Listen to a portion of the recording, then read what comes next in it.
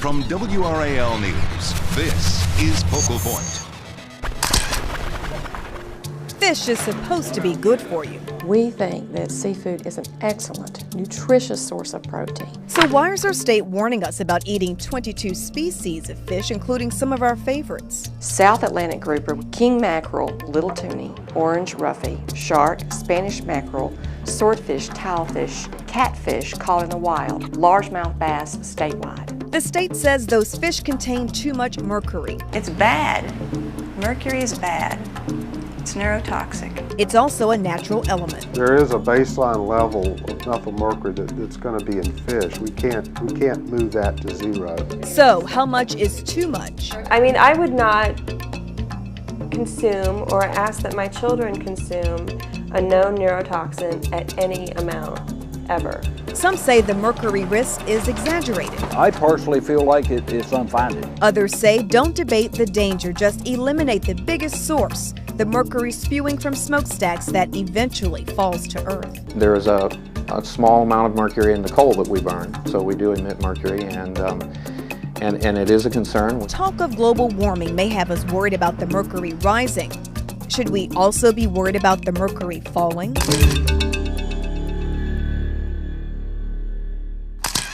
We've heard it for years. Eating fish is good for you. It's low in fat, high in protein, and full of nutrients that nourish the heart and the brain.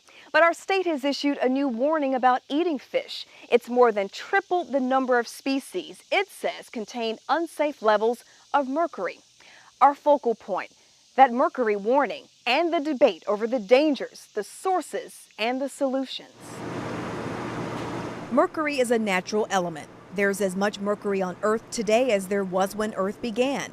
It's all around us in various forms in our air, our water, and our soil. We burn somewhere on an annual basis between 6 and 7 million tons of coal a year. It's also in our coal.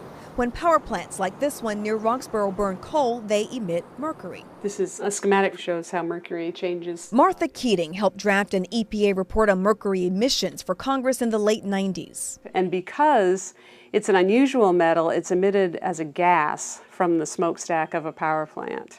It's not captured by traditional control devices as other metals might be. It's a natural substance being transformed and transmitted in an unnatural way, falling from the sky into rivers, lakes, and the oceans. There are certain bacteria in the water that transform it to a form that makes it readily available to fish and other aquatic organisms.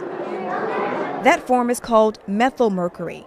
It travels up the food chain as bigger fish eat smaller ones. So what you have is the larger and the older fish, the fish that are the predators in the food chain, can build up very high levels of mercury in their tissue. What we're going to do is just shock and see what comes up. Each year, state biologists collect fish from across North Carolina to test them for mercury contamination. Is that a carp, Jeff? The fish are stunned with an electrical charge, scooped up and taken back to a state lab. We've been sampling intensively since about the early 90s, and that sampling has painted a picture of mercury contamination in large, long-lived predatory fish. State biologists test the muscle tissue where mercury collects. You're just going to grind it until it gets into like a homogeneous paste. It's the same part of the fish most of us eat. All fish, all seafood, have methylmercury in them, all of them. But just that some have higher levels than others. The state considers a high level to be anything above 0.4 milligrams of mercury per kilogram of fish. The number of fish considered high in mercury on the State Division of Public Health's latest advisory has jumped from 7 to 22 species. 15 of them are ocean fish, including favorites like grouper, mackerel, swordfish, and tuna, both fresh-caught tuna and canned albacore. 5 are freshwater fish, including wild-caught catfish and largemouth bass. For 4 of those 5 freshwater fish, the advisory is only for ones caught south and east of I-85, but it applies to largemouth bass statewide. The advisory warns women of childbearing age, especially those who are pregnant or nursing and children under 15, to avoid those fish completely, and for the rest of us to eat them no more than once a week. The good news is that 34 species of fish are considered low in mercury and safe to eat. That list includes 28 ocean fish, favorites like flounder, mahi-mahi, salmon, and canned chunk-like tuna. There's 6 freshwater fish on the low mercury list, including farm-raised catfish and trout and wild-caught trout. Health officials say most of us can eat up to 4 meals a week of the low mercury fish. And if you're a woman of childbearing age or you're a child under 15, eat 2 meals a week. You can safely eat 2 meals a week of those fish that are low in methylmercury. In fact, health officials encourage it. They say low mercury fish helps the developing brain, but they also warn high mercury fish can hinder it. Next, just how much of a risk is that high mercury fish? I've not seen anything that's definitive that links the coal-fired plants to mercury, to birth defects in children. You're watching Focal Point from WRAL News. In-depth coverage you can count on. No one disputes that mercury is dangerous or that it's in fish, but there is debate over the level of mercury in fish that's actually dangerous. Some people say the risk is exaggerated, others say it's better to be safe than sorry. Woo! Keith and Rebecca Sorensen's 9-year-old son, Ramey, is autistic. He's a 9-year-old boy who has no friends. He's a little boy who is, in my mind, very lonely. Okay, Ramey's turn and then Mason's. When he was 18 months old, an MRI found a lesion on Ramey's brain indicating a stroke. Our theory is that the stroke was caused by the mercury that was used in the preservative thimerosal that were in his vaccines. So how was your day, Ramey? Their doctor agreed. The Sorensens occasionally let their sons eat salmon, but they avoid anything else that might contain mercury. We stay away from fish pretty much altogether. I stay away from it completely. Pretty typical day. That's because Rebecca is pregnant. While getting an injection containing mercury like Ramey did is far different than eating mercury-tainted fish, Rebecca is not taking any chances. I still wouldn't eat the fish because any amount of mercury is not good for anybody's body. And especially not my children or my unborn children. Pediatrician Debbie Liner says pregnant women should be concerned. When you eat fish, mercury is absorbed from the stomach, virtually 100%. In a pregnant woman, it will cross the placenta very easily, and it's concentrated in the fetus at levels that are higher than that in the mother. I don't feel any swollen glands. Liner says it can harm a fetal brain, leading to developmental problems later on. Health officials cite a study of Danish children whose mothers ate high mercury whale meat. And the children had problems thinking, learning, and problem solving. A study in the Indian Ocean's Seychelles Islands showed no ill effects on children whose mothers ate large amounts of fish containing low levels of mercury. So there are studies that show no health effects, but you have to look at the levels in the fish that they were exposed to or seafood that they were exposed to.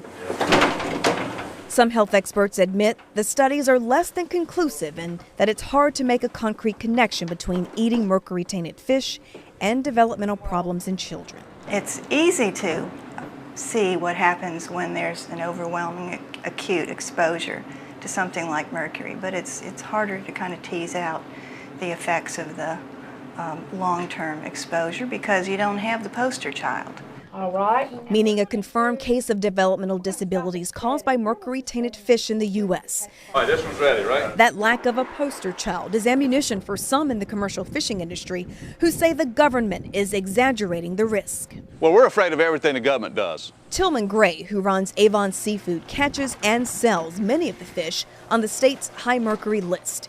He believes the mercury is natural and harmless. He worries about the impact of government advisories on his business. Anything they do, it has a real impact on us. So sure, we're concerned about it. They just finished up heading shrimp. Bradley Styron of Quality Seafood on Cedar Island is a member of the State Marine Fisheries Commission. He thinks the fish warnings are unfounded. I don't have a problem being cautious, but you know, sometimes it needs to be tempered with good judgment. And a lot of times I don't think that's the way it is. The mercury advisories come at a time when our state's commercial fishing industry is being undercut by imports and damaged by pollution. our industry cannot rebound from a collapse based on false information and scare tactics.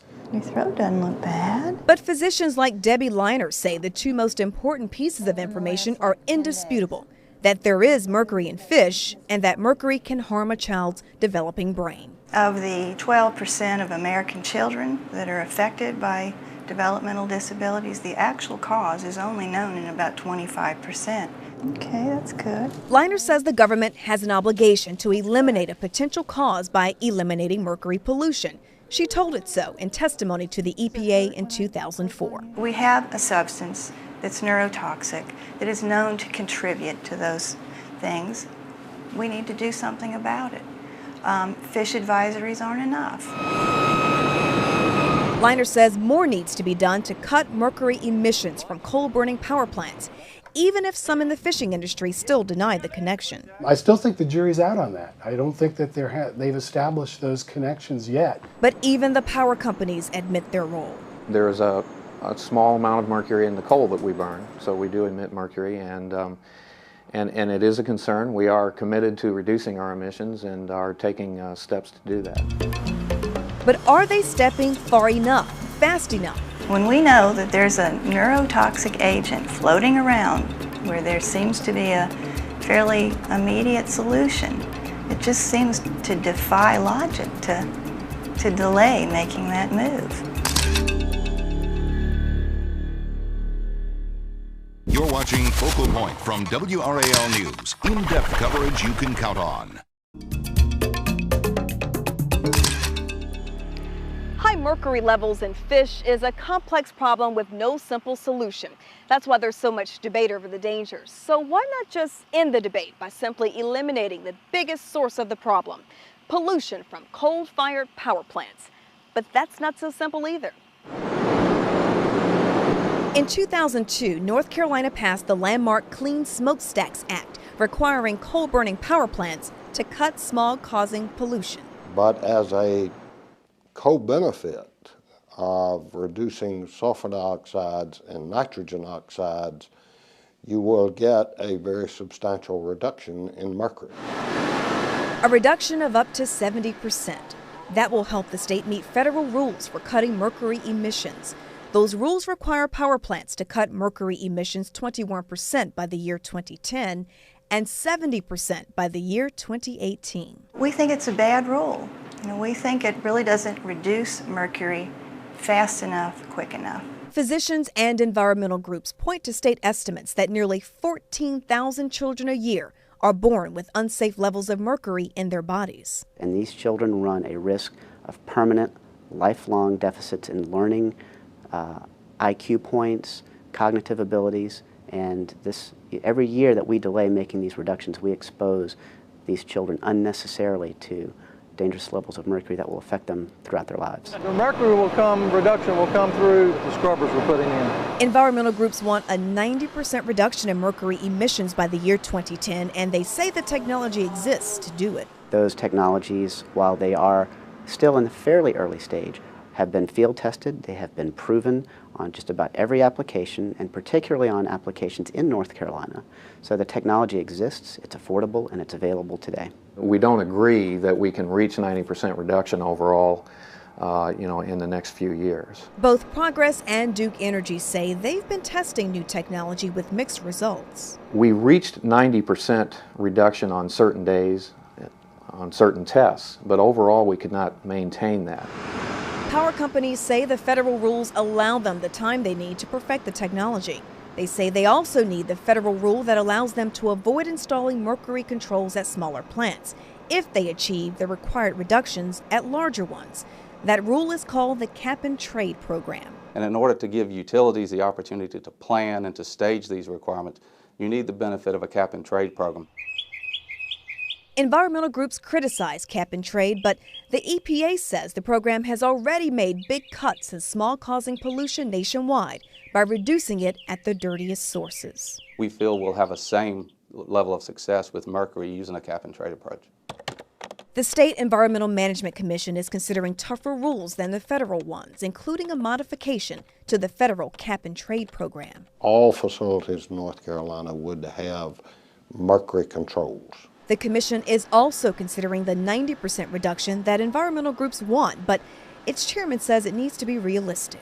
The concern is not to set a standard that's impossible to meet. Especially in a state that gets 72% of its electricity from coal-burning power plants. Any overly stringent rules applied to those facilities could cause massive disruption to the energy system in this state. That's one reason the commission plans to adopt the federal timetable for mercury reductions. We firmly believe that mercury-specific controls will be available in the 2012-2013 timeframe. We just don't see their availability or commercial availability today. But environmental groups say tougher rules would fuel the market for those new controls and that utilities can't afford to buy them. So when you have the risk of permanently harming hundreds of thousands of kids every year balanced against the risk of requiring power plants to incur an affordable cost to effectively control that mercury, you err on the side of protecting kids over profits. The EPA says power companies have already cut mercury emissions 45% since 1990. Electric utility mercury emissions are actually lower now than they were 30 years ago, and they're continuing to go down and will continue to do so. The EPA estimates that by 2020, our state's mercury emissions will be cut by 80%. It says that will significantly reduce the mercury content in North Carolina fish that comes from North Carolina sources. But what about sources outside our state? The EPA says they account for 97% of the mercury in our atmosphere. Coal-fired power plants represent the largest remaining unregulated source in this country. And by regulating these sources, we feel we're sending a signal to the other countries in the world to help us reduce this 97%. That global mercury problem is important when you consider that about 85% of the seafood we eat in North Carolina is imported from around the world. Yeah, I had another bite. I don't know if I can get them or not. Next, is the public confused by the mercury messages? I think the solution really is to eat more fish at this point, not less. You're watching Focal Point from WRAL News. In-depth coverage you can count on. To learn more about the issues covered in this episode of Focal Point, go to WRAL.com and click on News. The state advisories about eating fish are pretty straightforward. There is a clear standard for safe mercury levels, so you know the risk. But with the debate over the risk and the standards and mixed messages about eating fish, what's a consumer to do? There's at least a little bit of optimism here this morning. For Bernie McCants, a weekend at Bernie's means fishing. Your mind kind of wanders, usually away from work and things like that. Bernie loves to catch fish and he loves to eat them. You know, the seafood is definitely good for you. There's absolutely no question about that. So Bernie is trying to catch dinner. Trying to see if I can entice a Spanish mackerel to bite this morning. The thing is, I have to catch one before I can eat it. Spanish mackerel happens to be on the state's high mercury list. I actually love to eat Spanish mackerel, so I'm not going to give it a second thought about whether it's got, you know, 0.08 parts per million or 1.0 parts per million. You know, we'll never be able to get, you know, the methyl mercury down to zero because it's a naturally occurring material. It's been around, it will always be around. How does the president of the Raleigh Saltwater Sports Fishing Club know so much about mercury? This is what I do all day. He's also a clinical researcher at Duke University. His love of fish drove him to research the mercury issue for himself. The thing I found hard to find was to find any evidence of people getting in trouble from simply eating fish. But Bernie doesn't discount the danger. He says he wouldn't want his wife to eat high mercury fish if she were pregnant. I don't fault the EPA or the health policy people for coming in with such low levels, but I do think that people need to be reminded that that eating fish is healthy. I think there's a wealth of information that shows that. But do people really look beyond the headlines? Some people would see that and say, oh, fish, well, I just won't eat it. That's not what doctors or health officials want. They want people to eat fish. I do think it can be confusing, but I think if they should follow through and completely read the advisory that most people should get the takeaway that fish are basically safe to eat. But how many people are even aware of the state's mercury advisories? It's amazing to me how many people don't even know it's a problem. Nice eating size. It's nice eating size, yeah. Rudolph Collins didn't know, and he eats what he catches out of the Blackwater rivers of eastern North Carolina, where mercury levels in fish tend to be higher than in other parts of the state. No, I'm having no trouble with it. They didn't bother me or nothing. I eat them. No sickness or nothing like that. They're coming through. All right, Christian. Way to go. Paul Tilley didn't know either. He likes to fish with his sons at the Outer Banks. I've been down here for 20 years. There's been a few things that they have said, you know, don't fish because of this and that, but not mercury. The State Division of Public Health hopes people will go to its website and read the advisory. It says people should print the advisory and take it with them when buying seafood.